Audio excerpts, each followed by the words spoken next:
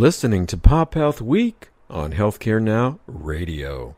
I'm Greg Masters, Managing Director of Health Innovation Media, the publisher of ACOWatch.com, and your Pop Health Week co-host with my co-founder partner, Fred Goldstein, President of Accountable Health, LLC, a Jacksonville, Florida-based consulting firm. Our guest today is Gary Call, MD, the Chief Medical Officer at HMS. According to their website, HMS delivers healthcare technology, analytics, and engagement solutions to help reduce costs, improve health outcomes, and enhance member experiences. Dr. Call is a licensed and board-certified family physician with experience in private practice and a former veteran health plan executive for a major national payer. Dr. Call joined HMS in 2015 to boost the clinical relevance of the company's existing offerings and provide medical oversight of the new, rapidly developing solutions branded Total Population Management. So, Fred, over to you. Let's get to know Dr. Gary Call. Thank you so much, Greg. And Gary, welcome to Pop Health Week. Thanks, Fred. Happy to be here. Yeah, it's a pleasure to have you. Looking forward to this discussion. Tell us a little bit about your background and the work HMS does to start us off. So I'm the Chief Medical Officer for HMS, which means I'm over the development and implementation of all the clinical programs at HMS. I'm a family physician by trade, worked a long time both in private practice but also in managed care, and I've been working with HMS for about 4 years. HMS is a healthcare technology company, and really our role is to provide data analytics and healthcare engagement solutions that help payers and employers reduce their healthcare costs and also improve health outcomes. And a sense for clients, how large the organization is? Yeah, we're a publicly traded company with about 2,500 employees. We have a large client base across the spectrum of healthcare. We have more than 40 state Medicaid agencies that we work with. We work with the federal government through CMS and also through the VA. And we also have about 150 employers that we work with as well. So a pretty large base of, and I don't think I said 325 health plans. So large base of payers across the whole spectrum, which really gives us a big perspective on the national healthcare scene. And so you've got data across different payer types, clientele, et cetera, age groups, and all of that. And I know we talked some about the announcement that was made by HMS and Digital Health CRC launching this U.S. research initiative. What exactly is the initiative and who are the partners? So the DHCRC stands for Digital Health Cooperative Research Center. It's actually an initiative through the Australian government where they have taken opportunities to partner academic institutions and industry partners together. And so the Digital Health CRC is just the latest in a series of things that they've done. So Australia actually provided the initial funding, and there's additional funding from other government agencies, universities, and businesses, which actually totals more than $160 million for this digital health research initiative. And HMS really got involved through our CEO, Bill Lucia, who had some business contacts in Australia, became aware of the Digital Health CRC. And because of our interest in population health and improving healthcare outcomes and also the data that we have, Bill saw an opportunity for us to get involved with that. And so we became the lead U.S. partner in that initiative. So it's really about bringing people together to do research that actually improves health outcomes and solves real-world healthcare problems. And I note also that you have some universities involved in that? Yeah, so there's a lot of university partners in Australia, and as the lead U.S. partner, we've been bringing in universities here in the United States. So Stanford University and Southern Methodist University are the first two partners with which we've finalized agreements and have projects underway with. There are additional other universities throughout the country that we're working with, as well as working with some of the universities in Australia. So it's really a broad-based attempt to be not just Australia-centric, but really more global than that, and trying to find the common healthcare problems that really are global in nature, and how do we partner with academics in order to drive real solutions that will benefit everyone. And you mentioned a couple times this concept of real-world issues and going after real-world solutions to those.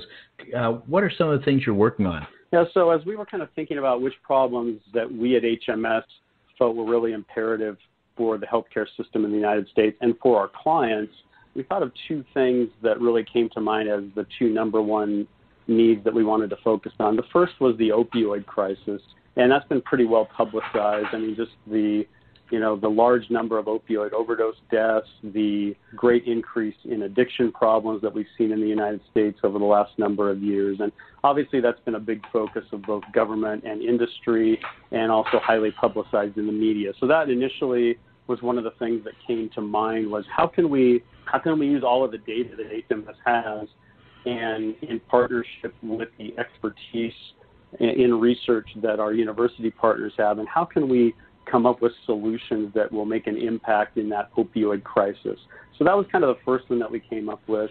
The second one is that one of the problems we have in the United States is hospital readmissions, and it's a very large percentage of people who are in the hospital get readmitted to the hospital within 30 days for essentially the same problem in a lot of cases. And so, one of the things we wanted to look for was how do we use our data to come up with some models that help predict who is at risk for those readmissions and how do we intervene there. So there's many problems obviously in the healthcare system, and we certainly have a list of other things to focus on, but those were kind of two that came to the top as things that we really wanted to work on solving. And obviously the opioid crisis is a big issue here in the United States. Do they have a similar issue with that in Australia, or is it different?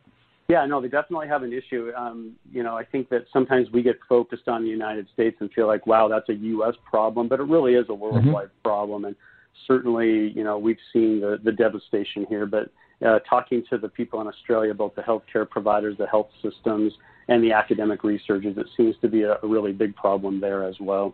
And how do you plan on going about doing that? What role will each of the organizations play? Who's going to do the analytics? How will that work?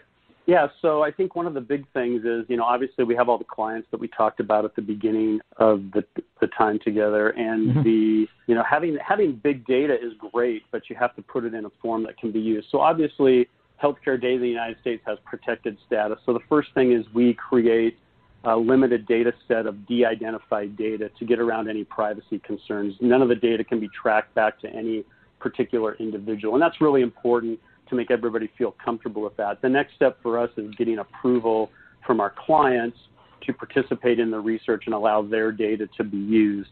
So those are kind of the first things that we do. And then we engage with the academic center. So we go through and we work with data scientists to sort of standardize and cleanse the data and get it in a position where the researchers can use it in addition to de-identifying. And so we start with that, and then we work with the teams at the universities to actually outline the project. So, for example, we're working with Stanford University on the project around opioids, and really their idea and what they're pursuing is to try to develop claims database predictive analytics models, which will help us identify potential opioid misuse risk factors. And so, looking at patients who have no previous abuse history and looking at patients who then develop at-risk behaviors or even opioid misuse disorders, and what are the characteristics of those patients that we can pull out of claims data that would help us identify them and do some early education or early interventions before, the problem actually develops. And at the same time, doing the same kind of thing for prescribers. So doing a predictive model for prescribers whose prescribing patterns really create particular issues that put patients at risk. So we feel like by doing those two things, we really try to move the conversation in a different direction.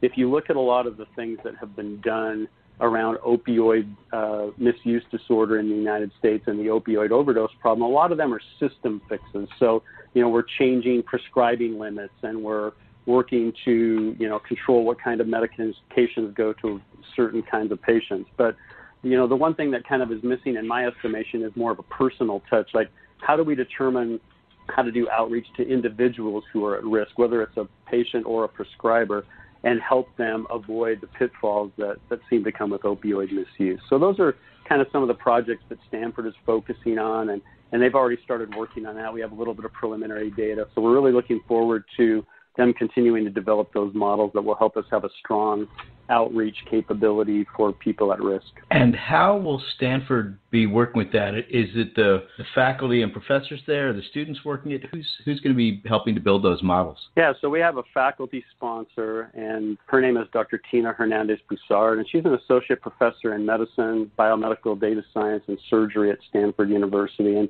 she has her postdoctoral and PhD students available to work on this project. So it's really a partnership opportunity for her team of students to get access to this large database. And I just want to talk about maybe how rare a database like this is. There really are not very many large data sets like this in the United States, which is really kind of the unique contribution that HMS brings to the table. One of the things that you see in the United States is just a fragmentation of our medical data, and there aren't very many repositories where there's this much claims data available to do this kind of research. And so I think that that's what we bring. But she's got her team of students with that database, bringing their ideas and their innovation, and plus their academic research expertise. And that's really the beauty of the partnership between industry and academics, is bringing the real-world problems to the table, bringing the data, and then taking advantage of the expertise that the Stanford team has in doing academic research to drive real results. So this will give the students then an opportunity to work on something that has application beyond just publications or research. Exactly. I mean, what we're looking for is really an opportunity, and I think Stanford the same, is an opportunity for their students to get experience in the real world. So not just doing an academic project to get their PhD for the sake of doing a project, but really learning how to apply academic principles into the healthcare space. And I think that will, obviously, by creating that kind of partnership, create job opportunities for the students and real-world experience, but also benefits industry by bringing in people who can, right off the bat, have the kind of experience that we need with our data scientists and the work that we do with our data to allow us to expand the focus of things that we do internally here within the industry. And will data also be coming into this from Australia? Are there differences in that data, or could you take the U.S. kind of thing and believe you can apply that to Australia? How might that work? Yeah, I mean, it's interesting. Australia actually has worse information silos than the United States. As you talk to the providers and the academics in Australia, because of the way the Australian healthcare system is set up, they have very clear payment silos and sort of care silos for primary care, specialty care, hospital care. Each one has its own individual database, and even though they're starting to try to bring those together, they don't really have a way to bring that together in a way that HMS is able to do with the data that we have. So it was a real imperative, I think, for the folks in Australia to get HMS and the data set that we can bring to the table into this project. And I think there's enough similarities between what's going on in healthcare in Australia and the U.S.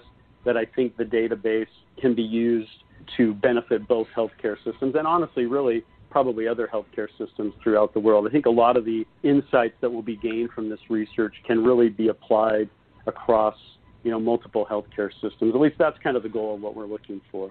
And so let's say they've run these, they've created this algorithm off your data set, off of claims, et cetera, and can now begin to identify either individuals at risk for opioid abuse or addiction, as well as providers who may create or set up individuals at risk for that.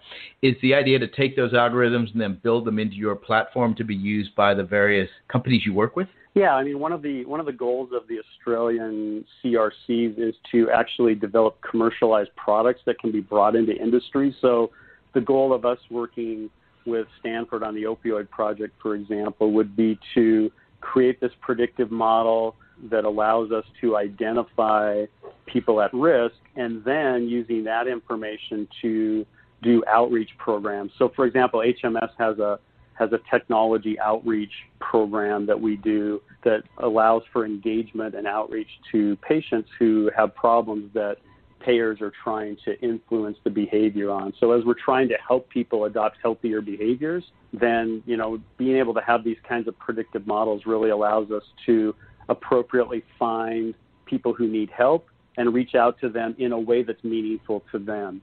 So again, it's kind of taking this academic research and then putting it in a position where it can solve these real-world problems. So it's great to have a model but then the next step is to take that model and use it to really drive interventions that make a difference in people's lives and change the curve on the opioid misuse problem that we have here in the country. I understand you use mostly a claims data set for this. Are there any other elements or pieces of data you think you already are bringing in or you might need to further enhance that model, or do you feel pretty confident given where you're at with the data sets you've got? Yeah, no, I mean, I think we feel comfortable with the data sets we have. I mean, claims data has a lot of advantages. It's easy to aggregate and standardize. All of the data is structured. There's no unstructured data in a claims database. And there's also a limited number of data fields, so you're not overwhelmed with the number of data fields that you have to play with. I think it's a lot easier to de-identify than something like EHR data. But the real advantage to me of claims data is it sort of creates this linear timeline of a patient's journey through the healthcare system. And you can see all the different diagnoses, the providers they've interacted with, which medications they've taken, and what services they've gotten. And by being able to follow that story, that really allows you a lot of ability to do different things with research and really look at opportunities that focus on a lot of different elements that may interact. And again, EHRs are great, but because there's almost too much data, and it's not standardized or structured in a way that's very easy to work with a lot of times. And so I think claims data has some real advantages. And again, I think the claims data set that HMS brings to the table is pretty rare in the size and scope of it. You know, we go back with many of our payers over 10 years. So again, we can help tell that linear story. Now, one of the big buzzwords in healthcare right now is the social determinants of health. And so we're always looking for ways to bring social determinants of health data into the picture as well. And I think there's opportunities that you can do that with, you know, pairing claims data and social determinants data to do some things. And we're actually in discussions with a university about how to partner those two data streams in a meaningful way to help solve the problem. You know, one of the interesting things about social determinants of health is we talk about it a lot, but actually coming up with ways to impact it seems like we're not really there yet. So that's one of the things that's of interest to us as maybe a future project, is to start to bring those two data streams together and figure out how to use those to drive interventions that make a difference for people. Yeah, I can see clearly where the potential social determinants of health data would be helpful to probably enhance the model. But your point about the timeline is very interesting with claims data, because it might be, as you're talking about, that not that something occurred here for these individuals, but when they occurred within the time frames for those people, there may be some trend you identify that shows these things happen to occur. And if you see it in this order over a period of time or within a certain period of time, that might lead to somebody who is at risk or addicted, I guess. Yeah, no, I think that's where, you know, big data analytics technology really comes into play, is looking for those patterns. And so again, that linear format that's available with the claims data is looking for associations and temporal associations that you might be able to find. And again, using those big data analytics techniques really opens up a whole new world that we really haven't had in the past. And again, so there's all kinds of buzzwords here with big data and artificial intelligence and machine learning. And I mean, those are all things we hear a lot in the industry, but these are real opportunities to use this data set in that linear fashion and look for those associations. And that's why we really feel like the claims data set is really a great place to be as far as trying to develop these kinds of models that we've talked about today. So as this goes along, do you have a time frame for when you may be starting to see some results from this, or any sense of that? Yeah, I mean, the time frame is different depending on the resources of the academic institution. You know, the Digital Health CRC is a 7-year funded project by the Australian government and plus the partners that are involved. So it's really kind of a 7-year odyssey as we try to go through and fund projects, and maybe we'll have subsequent projects that build off the first one. For some of our initial projects, you know, I talked a lot about the Stanford project. They've already developed some initial conclusions from some preliminary research, and obviously it wasn't final, and they're still kind of playing with the data and trying to get the data in better shape. But you know, there were already a little bit of preliminary data come out of that, and I think that what we're looking for next is, I think from the Stanford team, they're really looking to have a model.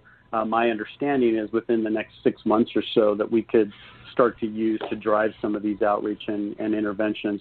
I think for the other project with SMU, on the predictive model, looking at characteristics and risk factors for hospital readmissions. I think the timeline that the director there, Dr. Hychen, had put out there was probably about a year to try to put together a model. But again, those are pretty remarkable time frames to try to get usable predictive models out of data. So that's kind of what we're working with right now. And like I said, we're in negotiation with some other universities, both here in the United States and also in Australia, that will allow us to do other projects. That's kind of the timeline. We're really trying to turn things around quickly to have an immediate impact. I don't want to come out with an opioid predictive model in 7 years. That doesn't really help solve the crisis that we're in. So we're really trying to get some urgency behind that I think everybody in the country feels to solve the problem. Absolutely. No, that's great to hear. Are you able to discuss any of the other potential areas you're looking to explore? I mean, one of the things that we're looking at is geospatial mapping of social determinants of health. That's in preliminary phases to look at. And I just think there's a lot of other opportunities of looking for how do we identify people who need extra care, extra outreach, extra education. So we talked about the opioids and the readmissions, but there's also models around chronic illness like diabetes. You know, how do we bend the curve of diabetes? It's been sort of something that population health and disease management programs that I've been involved in for many years have been trying to do.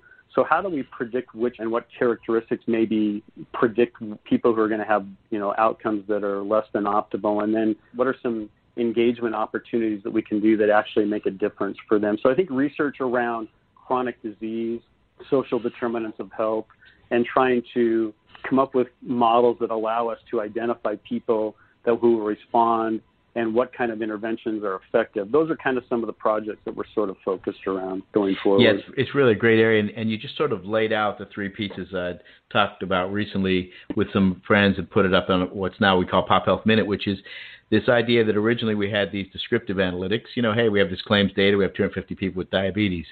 And then you're going to go to this idea of analytics where we can predict things, which is what you're working on now, predict who might be at risk for opioids. And you're already talking about the next phase, which is great to hear, which is this concept of prescriptive analytics, obviously, where you can say, hey, for individual XYZ, we know we can prescribe this sort of an intervention to get the outcome that will improve their health. So a fascinating project in the way you're looking at it.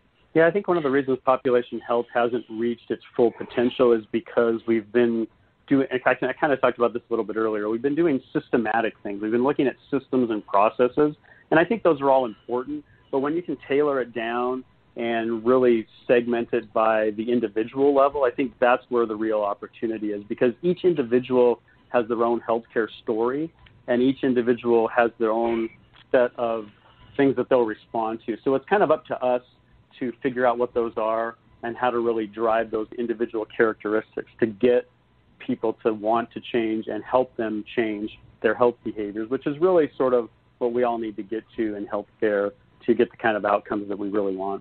Yeah, that whole concept of taking this down to an N of 1 with a precision medicine approach built upon the data. Fantastic. What do you see changing in this industry or potentially coming out in the next 3 to 5 years from the data? What excites you?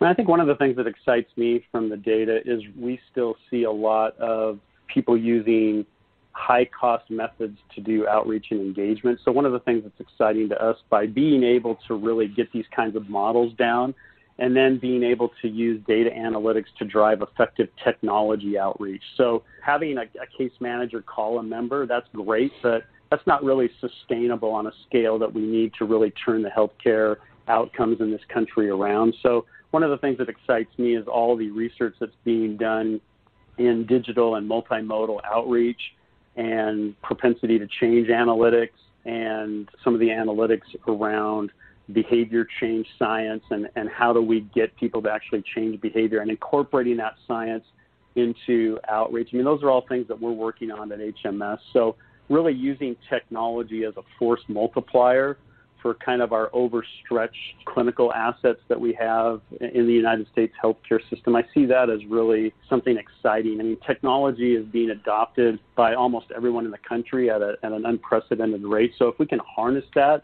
to drive better healthcare outcomes, that's an exciting opportunity. But there's a lot of work that has to be done.